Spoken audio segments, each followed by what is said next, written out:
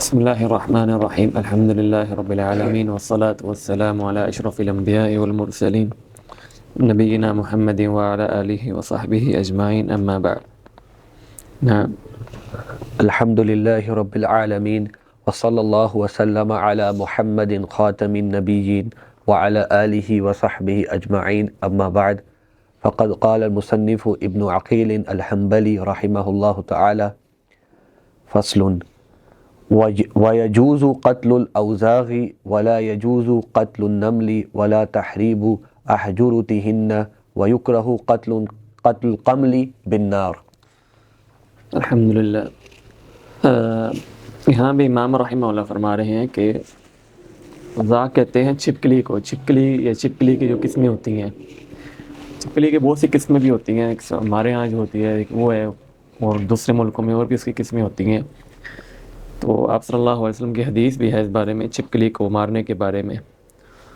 اور اس کے اندر آثار میں آتا ہے اس کے اندر خبث پایا جاتا ہے. یہ خبیث الطبع ہے. یہ انسان جو ہے وہ شروع سے ہی خبیث الطبع ہوتا ہے. ایک ہوتا ہے کہ ایک انسان اچھا طبع کا مالک ہے.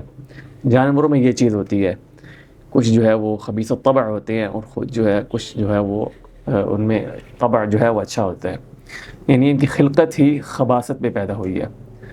تو اور آثار میں بھی آتا ہے کہ ابراہیم علیہ السلام کو جب آگ میں ڈالا گیا تو تمام جانور جو ہے وہ پانی ڈال رہے تھے، اور یہ پھونکے مار رہی تھی آگ کو بڑھانے کے لیے. ایک تو یہ علت ہے، اور دوسری علت یہ بھی ہے کہ اس کے جو ہے نا یہ اکثر کھانوں میں اس کی عادت ہے، کھانوں میں جو ہے نا منہ مارتی ہے، تو زہریلی ہوتی ہے. اس لیے آپ صلی اللہ علیہ وسلم نے اس کو مارنے کا حکم دیا. اور اماں عائشہ اس کو جو ہے وہ مارا کرتی تھی گھر میں جب وہ آیا کرتی تھی. تو حدیث میں آتا ہے کہ ایک بار مارنے کا، پہلی ضرب میں مارنے کا اس کو اتنا ثواب ہے، دوسری ضرب میں مارنے کا تھوڑا ثواب کم ہو جاتا ہے، پھر تیسری ضرب میں مارنے کا ثواب کم ہو جاتا ہے. تو اس میں حکمت یہ ہے کہ یعنی پہلی ضرب میں انسان جو ہے وہ اچھی طرح اذا ذبحتم فاحسنوا الذبح، جب تم ذبح کرتے تو اچھی طرح اس کو فوراً ذبح کر دیا. اس کا مطلب یہ ہے کہ انسان جب کسی جانور کو حلال طریقے سے مارنا چاہیے یا حرام طریقے سے مارنا چاہیے، تو اس کو پہلی ضرب سے ہی مار دے، کیونکہ اس کو تعذیب دینا جائز نہیں ہے کہ ایک بار اس کو آپ تھوڑا سا مارتے ہیں پھر وہ تڑپتی ہے.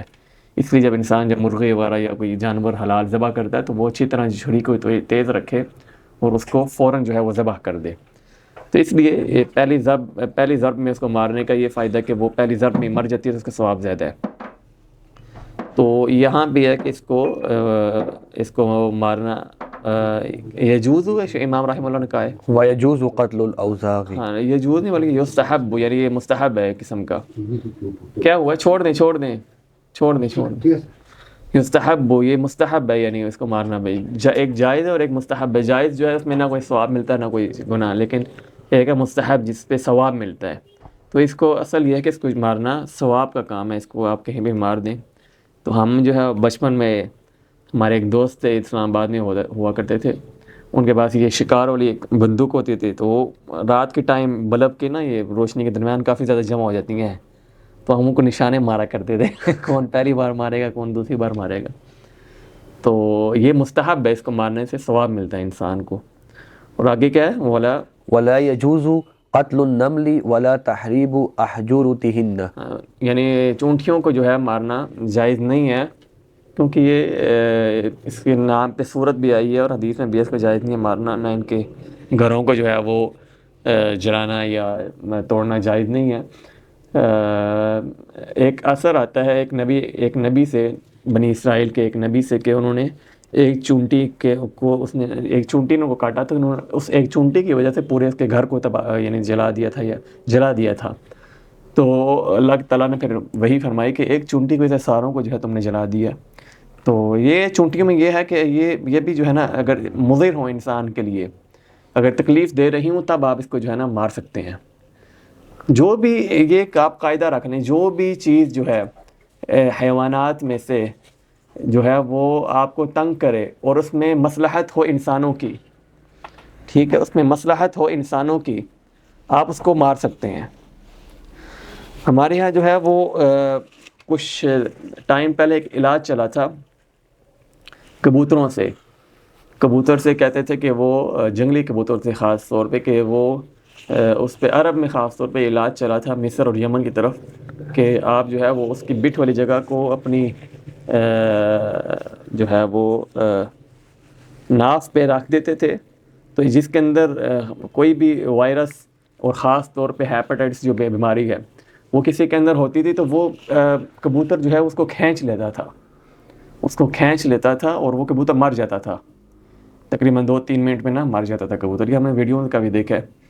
تو کافی لوگ جو ہے وہ اس ویڈیو کے نیچے کمنٹس کر رہے ہیں جائز نہیں ہے، آپ اس پرندے کو مار رہے ہیں.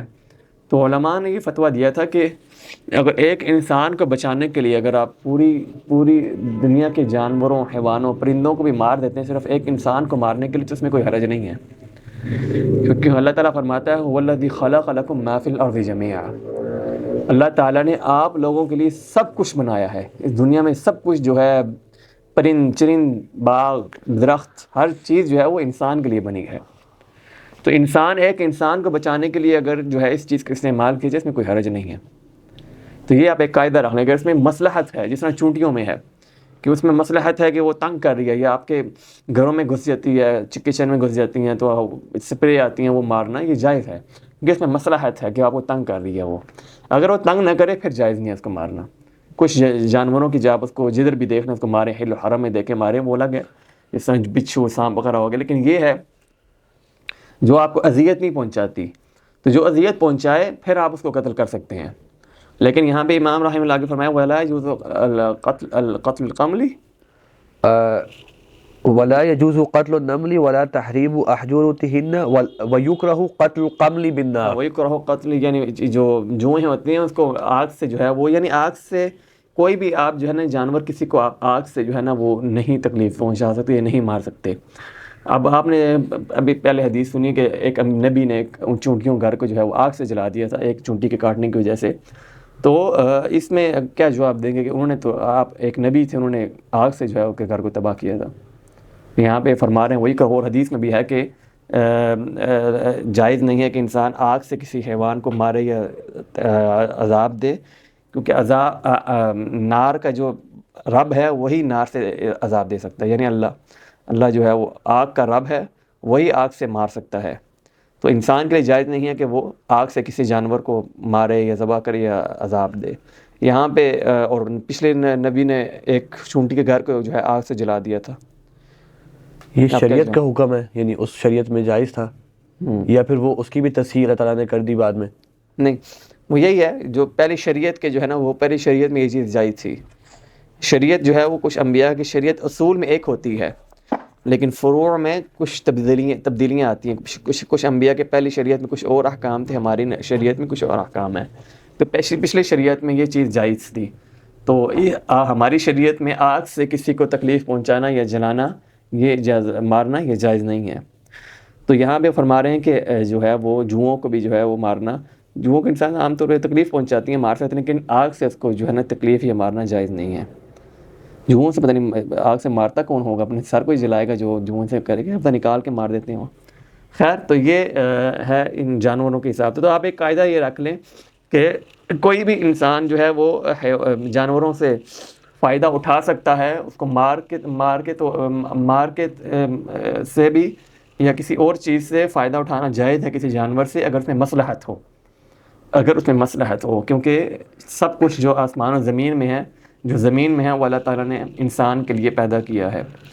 تو یعنی درخت کو کاٹ دینا کسی انسان کے مسئلے کے لیے، آگ لگانے کے لیے، تو یہ سب کچھ جائز ہے. نعم. ولا يحل قتل الضفادع لأن النبي صلی اللہ علیہ وسلم نہى عن قتل الضفدع. نعم، جو مینڈک ہے اس کو بھی جو ہے وہ مارنا جائز نہیں ہے. آپ صلی اللہ علیہ وسلم کے پاس ایک شخص آیا، اس نے فرمایا کہ ہم نے مینڈک سے دوائی ایک بنانی ہے تو ہم اس کو قتل کر دیتے ہیں. اللہ کے نبی نے منع فرمایا. تو مینڈک کو بھی مارنا جائز نہیں ہے. یہی بات ہوئی جس نے ہم نے کہا تھا کہ جو کسی حرام چیز سے جو ہے دوائی بنانا جائز نہیں ہے. تو وہ یہی چیز ہے، کسی حرام چیز سے اس میں شفا ہو ہی نہیں سکتی، تو آپ دوائی سے بنانے کا فائدہ نہیں ہے. جی. فصل لا يجوز اخصاء البهائم ولا كيها بالنار للوسم وتجوز المداوات حسب ما اجزنا في احدى الروایتين. کسی جانور کو خصی کرنا جائز نہیں ہے. یہ بھی پھر آپ وہی قاعدہ یہاں پہ بھی آپ استعمال کر سکتے ہیں کہ مصلحت کے لیے کسی حیوان کو مصلحت کے لیے جو ہے وہ جس میں انسان کی مصلحت ہو، خصی کرنے کا کیا فائدہ ہے؟ خصی سے جانتے ہیں آپ، کسی بکرے والے کو خصی کر دیتے ہیں، کیا فائدہ ہے اس کا؟ کچھ پتہ ہے آپ کو؟ ایک تو یہ جس طرح کتوں کو بھی کرتے ہیں نا، یہ جو روڈ پہ گھوم رہے ہوتے ہیں ان کو پکڑ کے کھسی کر دیتے ہیں تاکہ ان کی نسلیں آگے نہ چل سکیں. یہ تو چلنے اس میں بھی مسئلہ ہے، ٹھیک ہے.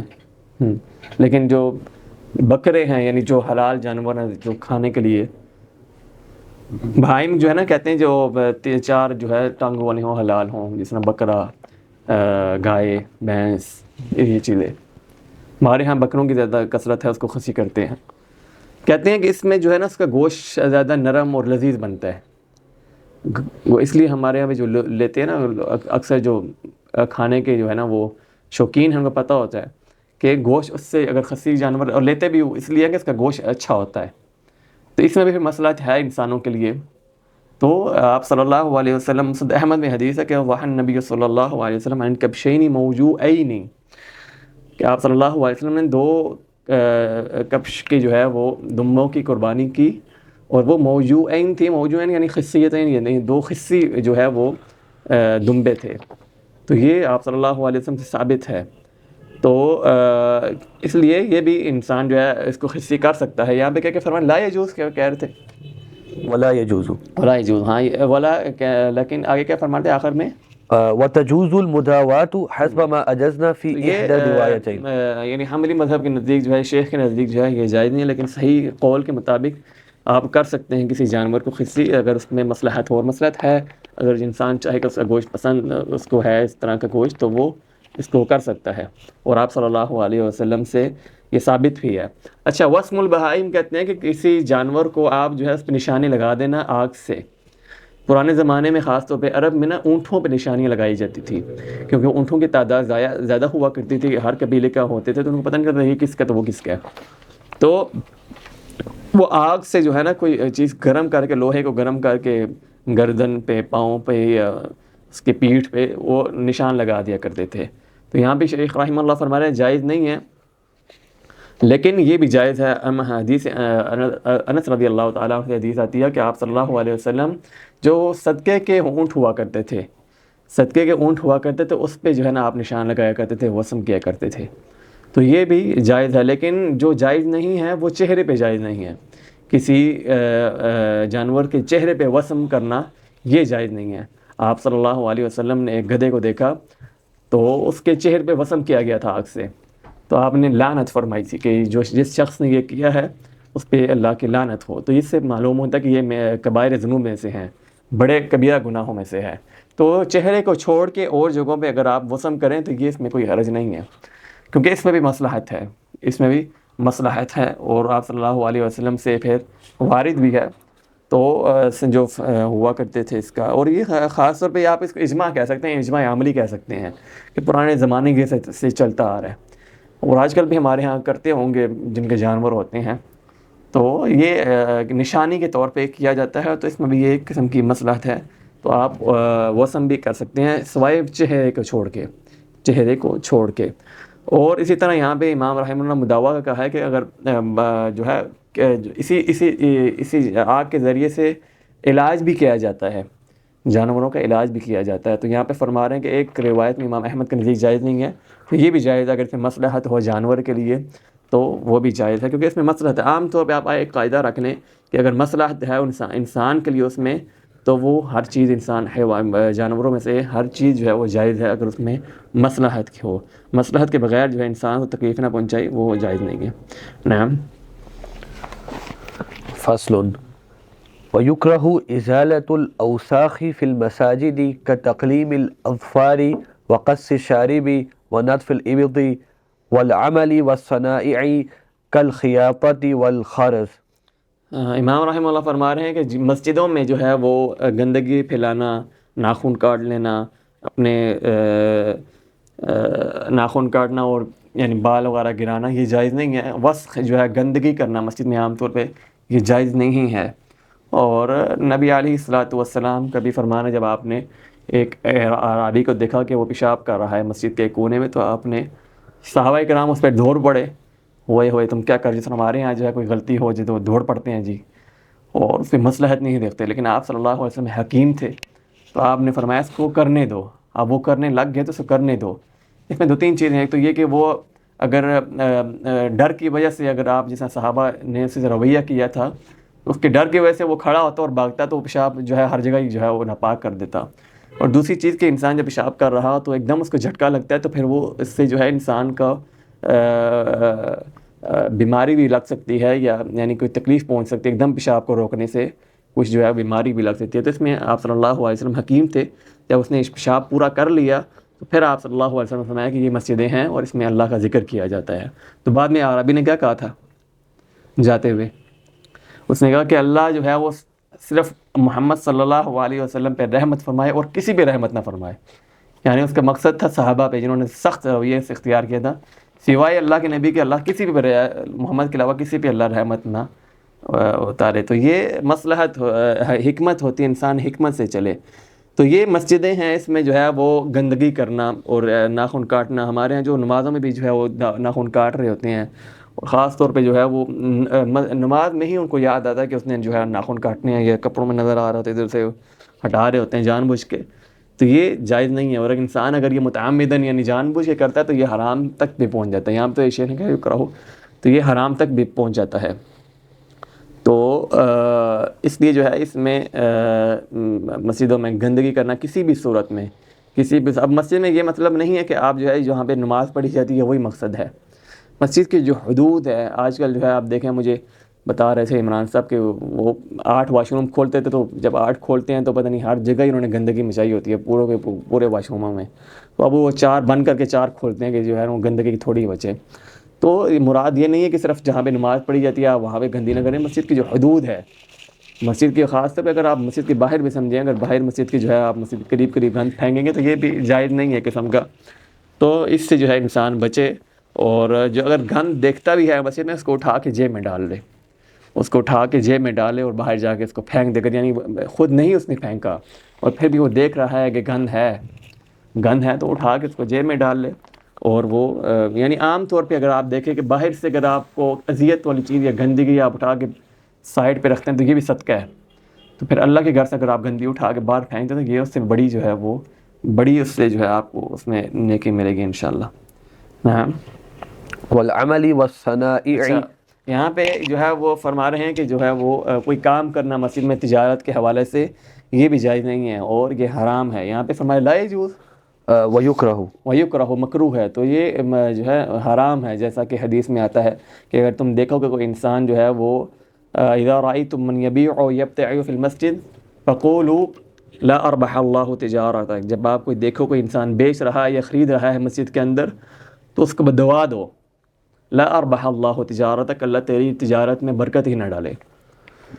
تو یہ بدعا اس کے لیے جو انسان جو ہے مسجد میں، اور یہ چیز اس میں بھی داخل ہوئی تھی کہ آپ موبائل پہ جو ہے کسی سے بات چیت کر رہے ہوں بیع و شراء کے معاملے میں، خرید و فروخت کے بارے میں، تو یہ سب چیزیں جائز نہیں ہیں، کیونکہ مسجدوں کا کام جو ہے وہ اللہ کا ذکر ہے۔ اور یہاں پہ ایک اور تنبیہ میں کرتا ہوں، جو کہ مسجدیں جو ہیں وہ صرف جو ہے نا، صرف یہ ہم سوچتے ہیں کہ مسجدوں میں صرف جو ہے نا وہ ایک نماز ہوتی ہے، ایک خطبہ ہوتا ہے اور کبھی کبھی جو ہے وہ دروس ہو جاتے ہیں، لیکن نہیں، مسجد جو ہے یہ اگر آپ صحیح معنوں میں دیکھیں تو یہ بہت بڑا ایک ہے نا، مسجدوں کا ایک قبلہ بھی آپ کہہ سکتے ہیں اور مسلمانوں کا مرجع بھی کہہ سکتے ہیں۔ ہر کام میں مسلمانوں کا یہ مرجع ہے جہاں پہ مسلمان لوٹتے ہیں، تو صرف مسلمان یہاں پہ صرف نمازوں کے لیے نہ ہیں، یہ مسجدوں کا کام ہے کہ اس میں اہتمام کریں، یہاں پہ نکاح کا بندوبست بھی ہو، یہاں پہ 2 گھروں میں جو ہے جھگڑا ہوتا ہے اس کا بھی بندوبست ہو، یہاں پہ غربت و فقراء جو ہیں ان کی مدد بھی کی جائے، یہاں پہ جو ہے وہ باہر کے جھگڑے ہیں اس کا بھی حل کیا جائے، یہاں پہ نکاح بھی پڑھائے جائیں، یہاں پہ طلاق کے مسئلے بھی حل کیے جائیں، یہاں پہ میت کو غسل بھی دیا جائے، میت کو جو ہے وہ کفن بھی دیا جائے، یہاں پہ یہ سارے کام ہو سکتے ہیں، ایک سارے کام یہاں پہ جو ہے آپ ایک چھوٹا سا کمرہ جو ہے وہ خاص کر لیں ڈاکٹر کے لیے، ایک آپ کو بڑے ڈاکٹرز مل جائیں گے، آپ اس کو کہیں یار ہمیں ایک ہفتے میں 2-3 گھنٹے دے دیا کرو یا ہر روز جو ہے 1 گھنٹہ دے دیا کرو، جو مریض ہیں وہ آپ کو چیک کروا دیا کریں، تو یہ مسلمانوں کا مرجع اصلی ہے. آپ صلی اللہ علیہ وسلم کی اگر آپ تاریخ دیکھیں اور سنت نبی میں دیکھیں تو آپ صلی اللہ علیہ وسلم مسجد میں بیٹھ کے لوگوں کے مسائل حل کیا کرتے تھے. مسجد میں بیٹھ کے لوگوں کو مسائل حل کیا کرتے تھے. آگے ہم پڑھیں گے کہ آپ صلی اللہ علیہ وسلم فجر کے بعد نماز پڑھا کے بیٹھ جایا کرتے تھے اور صحابہ کرام سے گپ شپ لگایا کرتے تھے. امور جاہلیت کے جو ہے وہ کام یاد کر کے صحابہ کرام ہنسا کرتے تھے, آپس میں ایک دوسرے کو بتایا کرتے تھے. ایک دوسروں کی ہماری مساجد میں اللہ معاف کرے اب کوئی مصلحت بھی ہے کچھ جگہوں پہ, لیکن کچھ جگہوں پہ جو ہے نا وہ بڑھ کے کام کیا جاتا ہے. دروازے پہ لکھ دیا جاتا ہے کہ یہاں پہ سونا منع ہے, مسجد میں سونا منع ہے. بھائی کیوں آپ مسجد میں سونے منع کر رہے ہو؟ کوئی مزدور آ جائے یا کوئی مسافر آ جائے, سونے دو اس کو, آپ کیا جا رہے ہیں؟ تو یہ آپ اگر اس کو دیکھیں تو یہ مسجدیں بہت کام لے سکتی ہیں سوسائٹیز میں. اگر یہ مسجدیں ہماری یہ بہت بڑے مسلمانوں کے مسئلے حل کر سکتی ہیں اگر حل کرنے والا کوئی ہو تو صرف مسجدوں میں یہاں تک اکتفا نہ کرے. اب اتنا خرچہ کرنا مسجدوں پہ جو ہے زینت اور مزین کر دینا, پھر اس میں مسلمانوں کی مدد نہ کی جائے کسی بھی صورت میں, تو کیا فائدہ ہوا ان مسجدوں کا؟ تو یہ مسجد صرف ذکر اور اذکار نماز کے لیے, ہاں اہم اور اولا مقصد فی بیوت اذن اللہ ان ترفع ویذکر فیہا اسمہ, کہ اس میں اللہ کا ذکر جو ہے بلند کیا جاتا ہے. یہ مقصد اولا ہے, اس میں کوئی شک نہیں ہے. لیکن اس کے ساتھ ساتھ یہ کام بھی ہو سکتے ہیں جو مسلمانوں کی مصلحت کے لیے ہیں, غریبوں کے لیے مصلحت کے لیے ہیں. تو جب آپ جو ہے کسی کو یہ چیز دیں گے تو وہ آپ کے قریب بھی آئے گا. اگر آپ کوئی کمرہ کھول لیتے ہیں, اس میں جو ہے وہ ڈاکٹرز کو بٹھا دیتے ہیں, مفت علاج کرواتے ہیں, چیک وغیرہ مفت کرتے ہیں, تو جو بندہ بے نمازی ہے وہ بھی نمازی بن جائے گا مسجد میں جب آئے گا. مسجد کی شکل تو دیکھ لے گا نا کم سے کم, مسجد میں لوگوں کو دیکھا کیا کر رہے ہیں کیا نہیں کر رہے. تو مسجد میں بہت کچھ کام ہو سکتے ہیں. یہاں پہ اکیڈمیز کھل سکتے ہیں, اسکولز کھل سکتے ہیں. مجھے پچھلے دنوں ایک بھائی بتا رہے تھے تو وہ ان کا تھا دل یہاں پہ بچوں کو پڑھانے کا, میٹرک والا ان کو دیکھا. میں نے کہا تھا ٹھیک ہے آپ آئیں, ہم جو ہے تیار ہیں, آپ آئیں, آپ یہاں پہ کھولنا چاہتے ہیں کھولیں. اس میں کیا کوئی ہمارے طرف سے ممانعت نہیں ہے, اتنی بڑی جگہ ہے آپ کی کھلی ہے, آپ پڑھائیں جتنے بچوں کو پڑھانا چاہتے ہیں.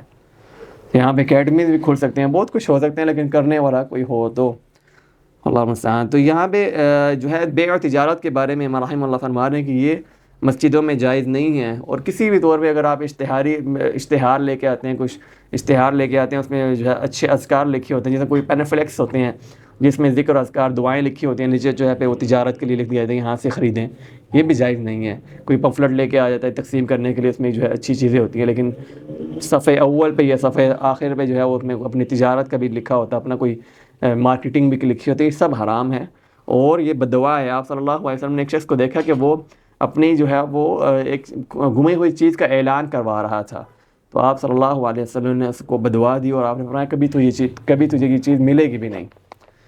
تو یہ جو ہے اعلان کروانا کسی چیز کو گمی, ہمارے ہاں اکثر ہوتا ہے یہ کہ اعلان کوئی چیز کرواتے ہیں کہ یہ چیز گمی ہے تو یہاں سے کوئی ہو تو بتا دیجیے. سب کچھ جائز نہیں ہے. مسجدوں کا جو مقصد ہے وہ صرف اللہ کا ذکر اور اذکار اور یہ چیزیں ہیں جو مسلمانوں کی مصلحت کے لیے ہیں. اور اس میں جو ہے وہ اللہ کا ذکر جو ہے اب ذکر اذکار جو ہے آپ ہر جگہ کر سکتے ہیں, لیکن جب حدیث میں آیا مجتمع قوم فی بیت من بیوت اللہ یتلون کتاب اللہ, جو قوم اللہ کے گھر میں جمع ہوتی ہے وہ اللہ کے کلام کی تلاوت کرتی ہے, اللہ کا ذکر کرتی ہے, تو جو ہے وہ فرشتے اس پہ رحمت سکینت لے کے آتے ہیں, اس پہ رحمت آتی ہے. تو یہ سب چیزیں مسجد کے لیے, باہر بھی آپ کر سکتے ہیں ذکر, لیکن جب آپ مسجد میں کریں گے تو یہ چیزیں آپ کو, یہ 4 انعامات اللہ کی طرف سے آپ کو ملیں گے. سکینت آپ پر آئے گی, رحمت پر آپ پر آئے گی, فرشتوں کو جو ہے فرشتے اپنے پروں میں آپ کو ڈھانپ لیں گے. تو یہ انعامات ہیں. اور یہ کسی بھی صورت میں لیکچر ہو رہا ہے, کوئی دینی لیکچر ہو رہے ہیں, آپ اس میں بیٹھے ہیں اور کچھ بھی نہیں, تو آپ نماز کے بعد جو ہے اپنی جگہ پہ نماز کے بعد اپنی جگہ پہ بیٹھ جائیں, فرشتے آپ کو دعائیں کرتے رہیں گے جب تک آپ باوضو ہوں. کچھ بھی نہ کریں تو آپ اپنی جگہ پہ بیٹھے رہیں, تب بھی فرشتے آپ کے لیے دعائیں کریں گے. تو مسجدیں یہ سب سے بری جگہ, جیسا کہ حدیث میں آتا ہے, بازار ہیں, اور سب سے بہترین جگہ اللہ تعالیٰ کی وہ اللہ کے گھر ہیں, مساجد ہیں. نعم. والعمل والصنائع كالخياطة والخرز والحلج والتجارة وما شاكل ذلك إذا كثر. یعنی یہ کوئی کام جو ہے خیاطہ یعنی کپڑے سیلنا, اس طرح کے کوئی بھی اعمال جو ہے وہ جائز نہیں ہے. اذا کثر, جب وہ کثر سے پا جائیں. آگے فرمائیں گے اگر تھوڑے ہو جائیں تو وہ جائز ہے, لیکن وہ بھی جائز نہیں ہے. بیع و شراء میں اللہ کے نبی نے فرق نہیں کیا کہ تھوڑا ہے تو وہ جائز ہے، زیادہ ہے، کیونکہ مقصد مسجد کا آپ سمجھ لیں تو سمجھ آئے تھے کہ مقصد مسجد کا اللہ کا ذکر ہے. تو تھوڑی بیع ہو، تھوڑا بیع و شراء ہو، خرید و فروخت ہو یا زیادہ ہو، دونوں حرام ہیں. نعم. ولا يكره ذلك إذا قل مثل رفع ثوب أو خصف نعل أو تشريكها إذا انقطع شسعها. یعنی جوتا ٹوٹ جائے تو آپ اس کو سلائی کر دیں، یہ چھوٹا موٹا جائز ہے، لیکن یہ جائز بھی نہیں ہے، چھوٹا ہو یا بڑا ہو. اچھا، مسجد میں جو ہے وہ گپ شپ لگائیں، گپ شپ لگائے مباح، اگر مباح جو ہے وہ گپ شپ ہے تو اس میں کیا، اس کا کیا حکم ہے؟ مباح ہی ہے. مباح ہی ہے. مباح ہی ہے. اور اگر غیبت ہو تو ہر جگہ حرام. غیبت تو باہر بھی حرام ہے، تو اندر جو ہے وہ من باب اولا حرام ہی ہوگی. آپ صلی اللہ مباح ہے، جو مباح باتیں ہوں وہ آپ کر سکتے ہیں، لیکن کثرت سے نہ ہوں. آپ صلی اللہ علیہ وسلم، جیسے میں نے حدیث صاحب کو بتایا کہ فجر کے بعد آپ اپنے اصحاب کے ساتھ بیٹھ جایا کرتے تھے، اور کچھ جو ہے وہ اپنے جو خواب دیکھا کرتے تھے وہ آپ صلی اللہ علیہ وسلم کو بتایا کرتے تھے، آپ ان کی تعبیر بتایا کرتے تھے.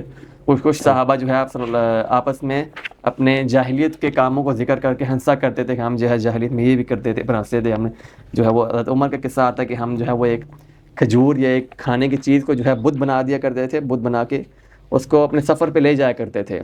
یعنی ہمیں جو ہے سفر میں بنایا بھی خود ہے، وہ اس کھانے کا وہ ایک ہوتا ہے، اس کھانے کا جو ہے بت بنا کے ساتھ سفر پہ لے جایا تھا، تو بنانے والے بھی خود ہی ہیں. جب سفر میں جو ہے کھانا ختم ہو جاتا تھا تو اسی کو جو ہے وہ پانی میں ڈبو کے کھا لیا کرتے تھے.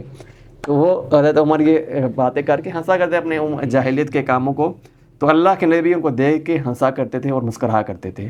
یہاں پہ آپ ایک غور کریں کہ جب فکان نبی صلی اللہ علیہ وسلم یستمع ویبتسم، آپ نے کئی حدیث میں پڑھا ہوگا کہ فرماتے ہیں کہ ثم سکت النبی صلی اللہ علیہ وسلم، پھر آپ صلی اللہ علیہ وسلم خاموش ہو گئے. اچھا، آپ صلی اللہ علیہ وسلم اتنا ہنسے کہ یہاں تک کہ آپ کے دہاڑ جو ہیں وہ نظر آنے لگ گئے، حتیٰ بدت نواجذہ. یہ نقل کرنے والا کون ہے؟ یہ الفاظ نقل کرنے والا کون ہے کہ ثم سکت، یہاں تک کہ آپ صلی اللہ علیہ وسلم کچھ لمحے کے لیے چپ ہو گئے. یہ الفاظ نقل ہونے ایک صحابی ہوئے نا، صحابی سے نقل کرنے والے تابعی ہوئے. جی. ایسا آپ اس تاریخ میں بندہ لے کے آئیں جس کی اتنی حرکتوں کو بھی انسان نے نوٹ کیا ہو. یہ صحابہ کرام کی محبت کی دلیل ہے. اتنی چھوٹی سی حرکت کہ ثم سکت، یعنی آپ صلی اللہ علیہ وسلم بات کر رہے ہیں، درمیان میں تھوڑا سا چپ کر گئے، اور راوی اس کو نقل کر رہا ہے کہ اللہ کے نبی پھر تھوڑا سا چپ کر گئے. اور یہاں پہ فرما رہے ہیں وکان النبی صلی اللہ، جب جو امور جاہلیت کی باتیں کرتے تھے، فکان النبی صلی اللہ علیہ وسلم یستمع ویبتسم، آپ مسکراہتے، آپ کی مسکراہٹ بھی ہے صحابہ کرام نے نوٹ کی اور اس کو نقل فرمایا. آپ یہاں پہ ہنسے، اور اتنا یعنی کچھ حدیث، بس کچھ مخصوص حدیث ہیں جس میں الفاظ ہے کہ آپ ہنسے یہاں تک کہ آپ کی دہاڑیں نظر آنے لگ گئی، یعنی کثرت سے ہنسے. تو یہ کثرت سے ہنسنا بھی صحابہ کرام نے نقل فرمایا ہوا ہے. آپ تاریخ میں ایسا بندہ لے کے آئے، پھر کہتے ہیں الزام ہم پہ لگاتے ہیں یہ جو ہے ملحدین ہو گئی یا سیکولرزم ہو گیا کہ یہ جو ہے من گھڑت احادیثیں اپنے آپ انہوں نے بنائی ہوئی ہیں. اتنی اہتمام تاریخ کی اللہ کے نبی کی احادیث کی کس نے کی ہوگی؟ تو یہ دین کی حفاظت سے زیادہ صحابہ کرام سے کی اللہ کے نبی سے محبت، کہ چھوٹے چھوٹے لمحات اللہ کے نبی کے انہوں نے جو ہے وہ لکھے اور مدون کیے ہوئے ہیں. اللہ اکبر. تو یہ اگر مباح باتیں ہوں تو جائز ہے. آپ صلی اللہ علیہ وسلم جب اعتکاف بیٹھا کرتے تھے، آپ کی زوجات مطہرات آیا کرتی تھی، تو آپ ان سے گھنٹہ بیٹھ کے جو ہے وہ حدیث میں الفاظ ہے گھنٹے بیٹھ کے بات چیت کیا کرتے تھے. لازمی بات ہے کچھ مباح بھی باتیں ہوا کرتی تھی، تو اس میں مباح باتیں ہوں تو وہ جائز ہے، لیکن کثرت نہ ہو. نعم. فصل دین واجب. سئل الامام احمد رضی اللہ عنہ عن بر الوالدین افرض هو فقال لا اقول فرض ولكنه واجب. نعم. بر الوالدین، والدین کی جو ہے وہ ان کے ساتھ بر کرنا ان کا یہ واجب ہے. وقضى ربك الا تعبدوا الا اياه، اپنی عبادت کے ساتھ اللہ تعالیٰ نے بر الوالدین کا ذکر فرمایا. اور یہ صلہ رحم ہے نا، صلہ رحم کی سب سے بڑی جو مثال ہے نا وہ والدین کے ساتھ بر ہے. ان کے ساتھ اچھا اخلاق اور اچھا جو ہے وہ اللہ حدیث قدسی میں آتا ہے کہ اللہ تعالیٰ صلہ رحم کے بارے میں فرماتا ہے کہ جس نے کو کاٹا تو میں بھی اس کو کاٹ دوں گا، اور وہ دنیا میں کبھی سعادت نہیں پائے گا. تو والدین کے ساتھ جو بر ہے وہ بھی ایک صلہ رحم کی بہت بڑی مثال ہے. صلہ رحمی کیوں نہیں کہا، بر الوالدین کیوں کہا ہے؟ کیونکہ صلہ رحمی ایک اس سے بھی ادنا تھوڑی سی چیز ہے، بر الوالدین اس سے بھی بہت بڑی چیز ہے، صلہ رحمی سے اس سے بھی بہت بڑی چیز ہے۔ تو جس نے بر الوالدین جو ہے عاق ہوا، اپنے والدین کا نافرمان ہوا، تو وہ صلہ رحمی کو تو بالکل وہ آپس کو نہ چھوڑ دیں۔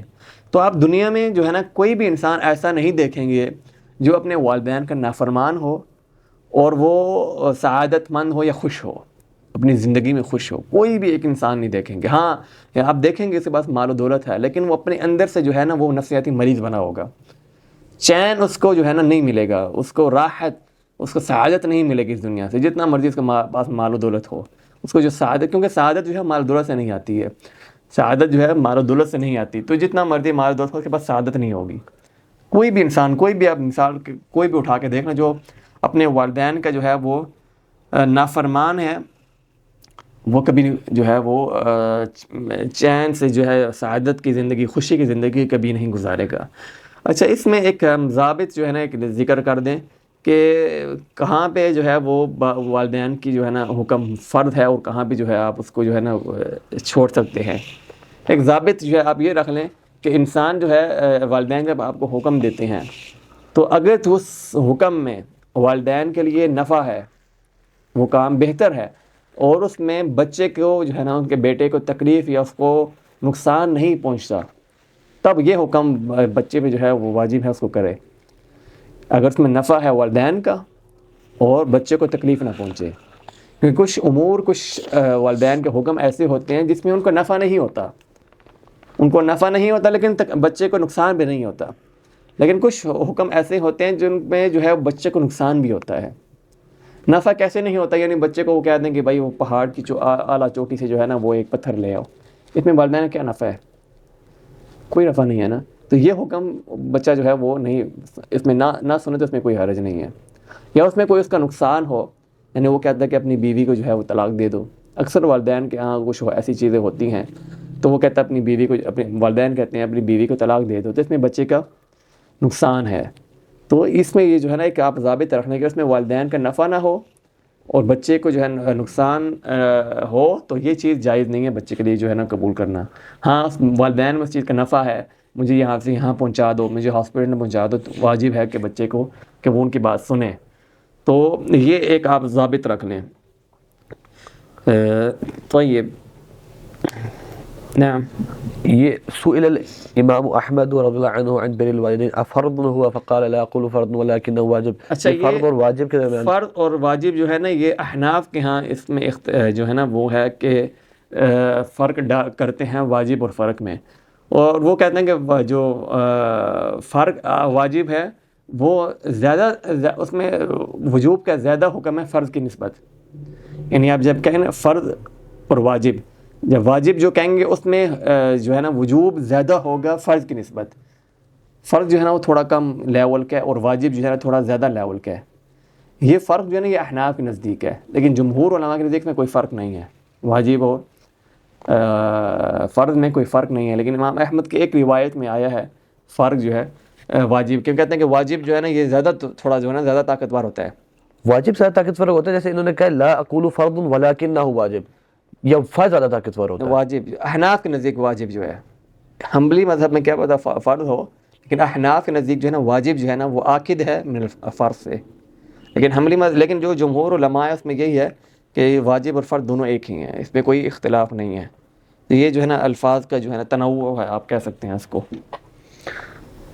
نعم، ولا يجوز طاعتهما في معصية الله تعالى كذلك نص عليه لقول النبي صلى الله عليه وسلم لا طاعة لمخلوق في معصية الله تعالى۔ نعم، وإن جاهداك على أن تشرك به ما ليس لك به علم فلا تطعهما وصاحبهما في الدنيا، اگر وہ آپ کو حکم دیں کہ آپ اللہ کے ساتھ شرک کرو، فلا تطعهما، تو آپ ان کی اطاعت نہ کریں، وصاحبهما في الدنيا، لیکن ساتھ ہی فرما دیا کہ وصاحبهما في الدنيا معروف ہے، ان کے ساتھ معروف اچھائی کے ساتھ دنیا میں زندگی گزاریں، یعنی انہوں نے اللہ کا آپ کو جو ہے شرک، یعنی شرک جو ہے سب سے بڑی جو ہے نا سب سے بڑا گناہ ہے، اگر وہ آپ کو اس چیز کا حکم دیتے ہیں تو آپ اس کی بات نہ مانیں، لیکن اس کے ساتھ ساتھ ان کے ساتھ اچھا رویہ اختیار کیجیے۔ بہت بڑی شے ہے والدین کے ساتھ جو ہے وہ حسن رکھنا بہت بڑی شے ہے، اور یہ ہر کسی کو جو ہے نا وہ حاصل بھی نہیں ہوتی ہے، واللہ المستعان۔ تو یعنی اتنا بڑا گناہ ذکر کرنے کے بعد پھر اللہ تعالیٰ فرما رہا ہے کہ وصاحبہما فی الدنیا معروفا، تو اس سے بر الوالدین کی اہمیت معلوم ہوتی ہے۔ نعم۔ فصل اگر یہاں پہ آپ جو ہے نا وہ استدلال کرتے امام رحمہ اللہ آیت سے وَإِن جَاهَدَاكَ، تو زیادہ بہتر تھا۔ اچھا، ہم نے جو ضابط بیان کیا ہے نا اس کا جو ہے نا وہ اس کی ایک یہ دلیل ہے، اور یہ ضابط امام ابن تیمیہ رحمہ اللہ نے ذکر فرمایا کہ جس میں نفع ہو والدین کا اور بچے پہ نقصان نہ ہو تو یہ جو ہے نا وہ کام چھوڑ سکتا ہے۔ تو اس کا جو دلیل ہے کہ آپ صلی اللہ علیہ وسلم نے جو ہے وہ فرمایا کہ انما الطاعۃ بالمعروف، جو طاعت ہے وہ معروف میں ہے، یعنی اچھائی میں ہے۔ تو بشر انسان کا انسان کے ساتھ جو بھی رویہ ہوگا، جو بھی تعامل ہوگا، وہ معروف کاموں میں ہوگا۔ معروف سے مراد یعنی اچھے کاموں میں ہوگا، اس کے ساتھ جو بھی تعامل ہوگا وہ اچھے کاموں میں ہوگا، سوائے مطلقاً بات کس کی مانی جا سکتی ہے؟ اللہ اور اس کے رسول کی۔ مطلقاً بات صرف اللہ اور اس کے رسول کی بات مانی جا سکتی ہے، کیونکہ اللہ اور اس کے رسول وہی آپ کو بات بتائیں گے جس میں مصلحت ہوگی ہماری۔ تو ان کے علاوہ جو ہے وہ ہمارا جس کے ساتھ بھی تعامل ہوگا وہ اچھے کاموں میں جو ہے تعامل ہوگا۔ ابن عمر رضی اللہ تعالیٰ عنہ کے پاس جو ہے وہ ایک شخص آیا، اس نے کہا کہ میں جو ہے وہ کہیں جو ہے مجھے بھی یاد نہیں پڑ رہا، میں ہمیشہ عراق سے یا کہاں سے آیا، لیکن یعنی پیدل جو ہے وہ حج کے لیے آیا، اور سے اپنی والدہ کو جو ہے وہ اپنے کندھے پہ اٹھا کے جو ہے وہ سفر کیا اور آیا اور پورا حج کروایا، اور حج کے بعد جو ہے وہ ابن عمر سے ملا اور کہنے لگا کہ کیا میں نے اپنے والدین کا، اپنی والدہ کا حق ادا کر دیا ہے؟ تو ابن عمر نے فرمایا کہ تو نے اس ایک دن کا بھی حق ادا نہیں کیا جس دن جو ہے تیری ماں نے تجھے اپنے پیٹ میں اٹھا کے رکھا تھا۔ صرف ایک دن کا حق اتنی مشقت کے بعد بھی تو نے ادا نہیں کیا، یعنی کہاں سے کہاں تک سفر، اور کندھے پہ اٹھا کے پورا حج کروا کے، اور کہا میں واپس جاؤں گا اسی طرح لے کے، تو کیا میں نے اپنی والدہ کا حق ادا کر دیا؟ ایک دن کا بھی تو نے حق ادا نہیں کیا۔ تو اللہ اکبر، بہت بڑی شے ہے، بہت بڑی شے جو ہے وہ بر الوالدین، اور یہ بہت کم جو ہے خوش نصیب ہیں جو اپنے ہمارے ایک شیخ ہے مختار شنقیطی، اگر آپ نے نام سے سنا ہو، وہ عرب میں بہت بڑے فقہ کے عالم ہیں، حرم میں ان کی کرسی بھی ہے، تو وہ کافی ان کی عمر بڑی ہو گئی ہے کہ انہوں نے ابھی تک شادی نہیں کی ہے، اس وجہ سے کہ مجھے کہیں ایسی بیوی نہ مل جائے جو میری والدین سے مجھے دور نہ کر دے۔ تو ایسے بھی جو ہے نا ہیرے ہیں اس دنیا میں، اللہ اکبر۔ تو لیکن یہ ہے کہ پھر جو ہے نا جس چیز میں جو ہے آپ کو وہ حکم ملے جس میں آپ کے لیے نقصان ہو، اس سے امام احمد رحمہ اللہ کے پاس ایک شخص آیا اور اس نے کہا کہ مجھے جو ہے وہ والد کہتے ہیں کہ اپنی بیوی کو طلاق دے دو۔ تو امام احمد نے فرمایا نہیں، اس کی اطاعت جو ہے تم پہ واجب نہیں ہے اور جائز نہیں ہے۔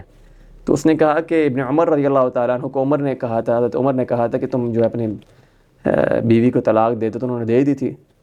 تو امام احمد نے فرمایا کہ اگر تو تیرا باپ حضرت عمر جیسا ہے تب تو دے دے، ورنہ نہیں، کیونکہ حضرت عمر نے لازمی بات ہے کوئی مصلحت کے لیے، اپنے بیٹے کی مصلحت کے لیے کہا ہوگا کہ اپنی بیوی کو طلاق دے دے، کوئی مصلحت ہوگی اس میں۔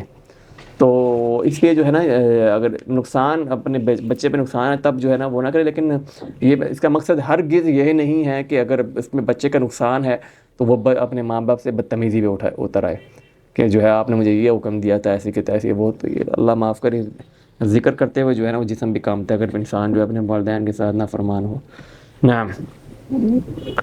فصل اس میں جو ہے نا جیسا میں نے آپ کو بتایا کہ کسی انسان کی جو ہے وہ اچھائی میں جو ہے نا وہ اطاعت کر سکتے ہیں، برائی میں اطاعت نہیں کر سکتے، اور اس کا جو ہے وہ آپ ایک دلیل کس کے طور پہ رکھ لیں کہ آپ صلی اللہ علیہ وسلم نے ایک سریہ بھیجا۔ سریہ جو ہے وہ یعنی ایک لوگوں کا قافلہ بنا کے بھیجا اور اس کا ایک امیر ٹھہرایا، اور آپ نے اس امیر کی اطاعت دکھاتے کہ اس امیر کی اطاعت آپ پہ واجب ہے۔ تو راستے میں جو ہے وہ اس امیر کے جو ہے تحت جو صحابہ کرام تھے، اس امیر کو غصہ دلوا دیا۔ اس امیر نے کہا کہ لکڑیاں کو جمع کرو اور اس کو آگ لگاؤ، اور اس آگ کو لگانے کے بعد کہا کہ اس میں سب جو ہے نا کود جاؤ۔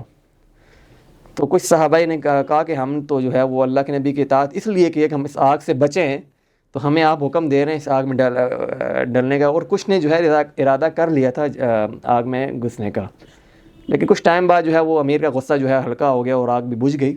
تو آپ صلی اللہ علیہ وسلم کو جب یہ بتایا گیا تو آپ نے فرمایا اگر یہ آگ میں کود جاتے تو اس آگ سے کبھی نکل بھی نہ سکتے۔ انما الطاعات، پھر آگے میں فرمایا انما الطاعات بالمعروف، جو اطاعت ہے وہ اچھے کاموں میں ہے۔ تو اگر آپ کسی انسان کی جو ہے وہ برے کاموں میں اطاعت کریں گے یا اس کی بات مانیں گے تو پھر آپ ہی ملائم ہے اس کام کے، اور آپ ہی جو ہے نا آپ کو ہی نقصان ہوگا نہ کہ اس بندے کو. تو اس میں جو ہے نا آپ احتیاط کیجیے. کسی بھی انسان کی جب بات مانیں اس کو دیکھیں اس میں آپ کے لیے بہتری ہے یا نہیں، یا دین کی بہتری ہے یا نہیں. انما الطاعۃ بالمعروف. نعم. فصل ويكره الاتكاء على يسرى يديه من وراء ظهره. نعم. یہ جو ہے آپ بیٹھے ہوتے ہیں تو یوں بایاں ہاتھ کو لے کے نا یوں ٹیک لگا لیتے ہیں. ایک تو ہم نے اتکا پڑھا تھا کھانے پہ، اور ہم نے کہا تھا کہ وہ مکروہ ہے. ایک یہ اتکا ہے جو انسان کسی مجلس میں بیٹھا ہوا ہے تو ہاتھ جو ہے نا وہ رکھ کے بیٹھ جاتا ہے، یوں ہاتھ رکھ کے نا یوں ٹیک سے لگا لیتا ہے، پیچھے ہو جاتا ہے. یہاں پہ فرما رہے ہیں امام رحمہ اللہ کی مکروہ ہے. اور اس میں جو ہے نا وہ حدیث آتی ہے شرید بن سوید رضی اللہ تعالیٰ عنہ کی کہ مر بی رسول اللہ صلی اللہ علیہ وسلم وانا جالس ہاکذا، کہ میں ایسے بیٹھا تھا اور اللہ کے نبی میرے پاس سے گزرے تو آپ نے فرمایا اتقعد قاعدۃ المغضوب علیہم، کیا مغضوب علیہم والا جیسا تم بیٹھے ہوئے ہو، یعنی یہود، آپ سے مراد یہود تھے. لیکن یہ حدیث جو ہے کچھ علماء کہتے ہیں یہ امام داؤد امام رحمہ اللہ نے نقل فرمائی، اور کچھ علماء کہتے ہیں یہ مرسل ہے. لیکن میں نے دیکھا تھا اس میں تو کچھ علماء شیخ البانی رحمہ اللہ اس کو صحیح قرار دے رہے تھے. لیکن اعلیٰ کل حال جو اگر یہ زیادہ سے زیادہ کہا جائے تو یہ مکروہ تک آپ کہہ سکتے ہیں. اور ابن عمر رضی اللہ تعالیٰ عنہ نے ایک شخص کو دیکھا اور وہ یہ اس کے بارے میں کہتا ہے یہ مرسل ہے، یعنی یہ مرسل تابعی سے ہے. کچھ اختلاف ہے جس میں شیخ البانی نے کو صحیح قرار دیا. لیکن جو موقوف ہے ابن عمر رضی اللہ تعالیٰ عنہ سے وہ یہ کہ آپ نے ایک شخص کو دیکھا جو نماز میں ایسے بیٹھا ہوا ہے، تو آپ نے اس کو فرمایا کہ یہ جو ہے یہودیوں کی نماز ہے، یہ یہودیوں کا بیٹھنا ہے. تو لیکن اعلیٰ کل حال یہ جو حکم ہے زیادہ سے زیادہ اس کو آپ اس کو مکروہ کہہ سکتے ہیں. کیوں مکروہ کہیں گے اس کو؟ کیونکہ یہ آداب میں سے ہیں. تو جو آداب میں سے حکم ہوتے ہیں وہ غالباً اکراہ پہ ہوتے ہیں، اور جو حکم ہوتے ہیں وہ مستحب پہ ہوتے ہیں. نعم. ويكره الجلوس بين الشمس والظل. آدھا انسان دھوپ میں، ہمارے یہاں دھوپ نکلی ہوئی ہے، سردیاں ہیں، تو آدھا جو ہے وہ دھوپ میں بیٹھا ہونا اور آدھا جو ہے وہ چھاؤں میں بیٹھنا ہونا. اس کے بارے میں امام رحمہ اللہ فرماتے ہیں یہ مکروہ ہے. اور اس میں نبی علیہ الصلوۃ والسلام کی جو ہے وہ حدیث بھی آتی ہے کہ یہ اس طرح نہ بیٹھا کرو کہ انسان آدھا. لیکن حکمت کیا ہے؟ حکمت کیا ہو سکتی ہے اس میں؟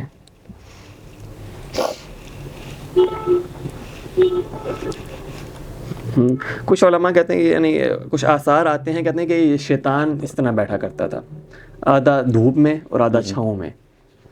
کچھ کہتے ہیں یہ شیطان کا جلوس ہے، اس طرح کا لیٹنا یا بیٹھنا شیطان کا ہے. امام ابن قیم رحمہ اللہ نے طب النبوی کتاب ہے ان کی، اس میں ذکر فرمایا کہ اس سے جو ہے نا انسان کو سرطان یعنی کینسر بھی ہو سکتا ہے. اس سے امام ابن قیم کی آپ پڑھیں تو طب میں ان کی کتاب ہے اور بہت مفید ہے، طبیب بھی تھے قسم کی ابن قیم رحمہ اللہ.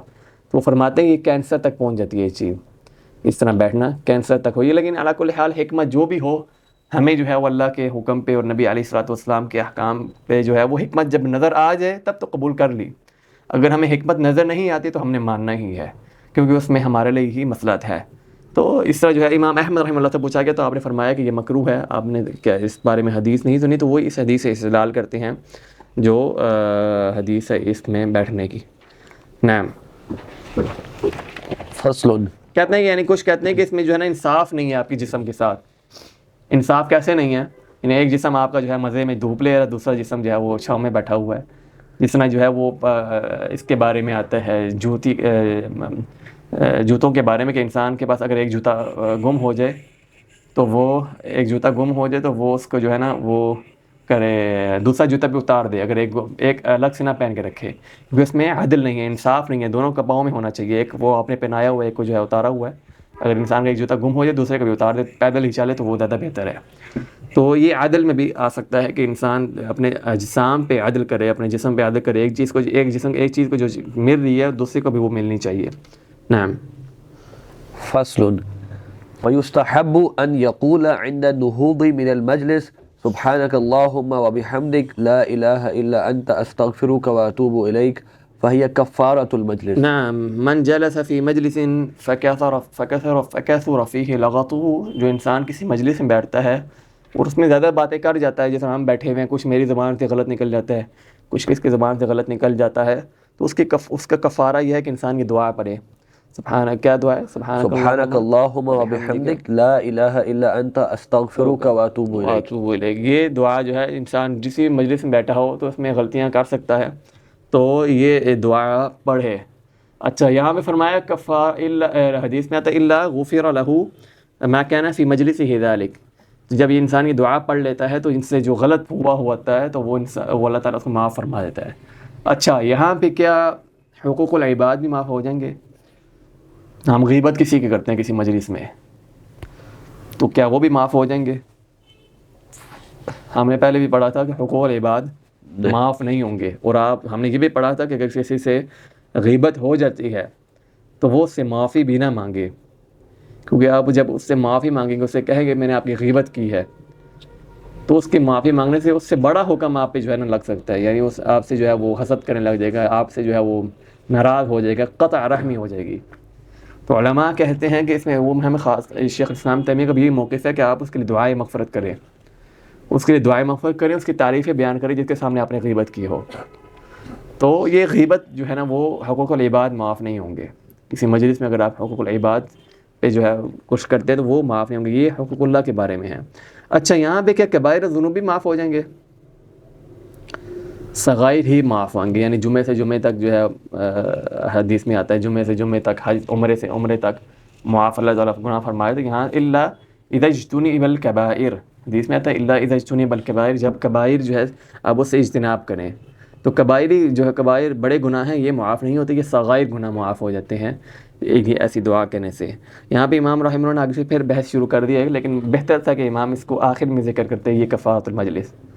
نعم۔ وَيُكْرَهُ الْجُلُوسُ فِي ظِلِّ الْمَنَارَةِ وَكَنْسُ الْبَيْتِ بِالْخِرْقَةِ وَالشُّرْبُ مِنْ ثُلْمَةِ الْإِنَاءِ۔ نعم، یہ بہتر تھا کہ دعا آئین میں لاتے، لیکن آگے ایک اور جو ہے انہوں نے 3-4 ادب بیان کر دیے ہیں کہ مینار یعنی مسجد کا مینار ہے، اس کے تحت جو ہے آپ نہ بیٹھیں، اس سے مراد یہ لی جا سکتی ہے کہ انسان وہی ہے کہ انسان آدھا جسم، کیونکہ مینار چھوٹے ہوتے ہیں، پہلے زمانے میں بھی چھوٹے ہوا کرتے تھے، تو آدھا جسم جو ہے وہ دھوپ میں ہو جائے گا، آدھا چھاؤں میں ہو جائے گا، اس لیے اکراہ یہاں پہ لائیں، لیکن اس کی کوئی دلیل نہیں ہے کسی مینار کے نیچے بیٹھنے کا، اگر پورا جسم اگر دھوپ میں ہوتا ہے یا پورا جسم چھاؤں میں ہوتا ہے اس میں کوئی حرج نہیں ہے۔ اور دوسرا یہ کہ اس میں جو ہے وہ کیا فرمایا آگے؟ وَكَنْسُ الْبَيْتِ بِالْخِرْقَةِ، کینسل بیت، یعنی گھر کو جو ہے کسی خرقہ کہتے ہیں کہ کپڑا جو ہے نا اس کپڑے سے صاف کرنا مکروہ ہے۔ یہاں پہ ام عائشہ رضی اللہ تعالیٰ عنہ کا ایک اثر آتا ہے کہ کسی کپڑے سے گھر کو صاف کرنا یہ فقر کا باعث ہے، یعنی فقر کو پیدا کرتا ہے، کسی فقیری کو پیدا کرتا ہے، اس میں انسان جو ہے نا فقیری تک پہنچ جاتا ہے کہ یہ عمل کرے، لیکن اس کی اثر جو ہے باطل ہے، ام عائشہ سے یہ جو ہے نا وہ ثابت نہیں ہے۔ تو اور یہ صوفیوں کے پاس یہ چیز ہوتی ہیں، خاص طور پہ صوفیہ قسم کے جو لوگ ہوتے ہیں نا ان کے یہاں یہ چیز ہوتی ہے، وہ ایسی باتیں کرتے ہیں، لیکن امام رحمہ اللہ سے ہم حسن ظن رکھتے ہیں کہ انہوں نے وہ دلیل جو لی ہوگی وہ ام عائشہ کے اثر سے لی ہوگی، لیکن وہ اثر بھی باطل ہے۔ تو اور آخر کیا ہے کہ کسی برتن کے ٹوٹی ہوئی جگہ سے جو ہے پینا جائز نہیں ہے۔ کیا وجہ ہو سکتی ہے؟ کسی برتن کے ٹوٹی یعنی کوئی کپ ہے وہ ٹوٹا ہوا ہے وہاں سے آپ پئیں، کیوں منع ہے؟ یہ حدیث میں آتا ہے، نبی علیہ السلام ابو سعید رضی اللہ تعالیٰ عنہ کی حدیث ہے کہ آپ صلی اللہ علیہ وسلم نے برتن کی ٹوٹی ہوئی جگہ سے پینے سے منع فرمایا۔ گندگی پیدا ہوتی ہے وہاں پر۔ آپ نے جو ہے حاشیے سے پڑھ کے کہہ رہے ہیں گندگی بھی ہو سکتی ہے، اس میں آپ کو جو ہے وہ نقصان بھی پہنچ سکتا ہے، کٹ سکتی ہے کوئی چیز اگر شیشی کی ہے، اور گندگی ہوتی ہے کیونکہ اکثر جو ٹوٹی ہوئی جگہ ہوتی ہے وہاں پہ گند جمع ہو جاتا ہے، تو اس لیے آپ صلی اللہ علیہ وسلم نے اس چیز سے منع فرمایا ہے۔ اور یہ ہے ہماری آخری آج کا درس۔ الحمد للہ الذی بنعمتہ تتم الصالحات وسبحانک اللہم وبحمدک اشہد ان لا الہ الا انت استغفرک واتوب الیک وصلی اللہ علی نبینا محمد وعلی آلہ وصحبہ اجمعین۔ نعم۔ فهذه جملة من الآداب واللہ تعالی الموفق للصواب۔ اللہ تعالیٰ الموفق بالصواب، اللہ تعالیٰ کی ہی موافقت سے، اسی کی ہی جو ہے رحمت سے ہم سارے کام، ہم نے جو ہے لیکچر جو ہے 2 ماہ کا یا 3 ماہ کا پورا کیے، یہ اللہ تعالیٰ کی رحمت اور اسی کی جو ہے رحمت سے ہم یہ کیا ہے، اور اللہ تعالیٰ سے دعا ہے کہ ہم نے جو سنا اور جو کہا اور جو کچھ غلط ہوا وہ شیطان کی طرف سے، جو صحیح تھا وہ اللہ کی طرف سے، تو اللہ تعالیٰ ہمیں اس پر عمل کرنے کی توفیق عطا فرمائے۔ وصلی اللہ علی نبینا محمد وعلی آلہ وصحبہ اجمعین۔